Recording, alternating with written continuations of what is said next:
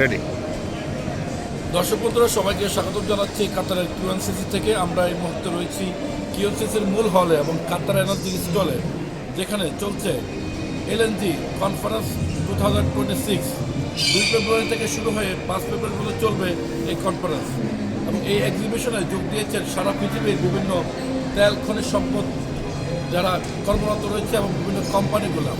ঠিক আমরা এই মুহূর্তে রয়েছি কাতার এনার্জির যেই স্টল, খুব সুন্দর গোছানো সাজানো, এবং দর্শকরা এখানে কিন্তু প্রচুর ভিড় করছেন এই স্টলে এসে।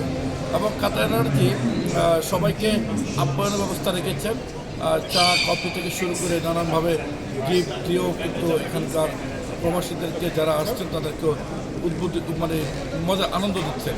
ঠিক আমরা এই মুহূর্তে যদি গ্যালারি দেখাতে চাই যে কাতারের যে তেল খনিজ সম্পদ যখন শুরু হয়েছিল, আমরা দেখতে পাচ্ছি এখানে সবগুলো মানে আমাদের পিছন ডিসপ্লে তারা সাজিয়ে রেখেছেন এবং এইখানে এসে সবাই ছবি তুলছেন, মনের ভাব প্রকাশ করছেন।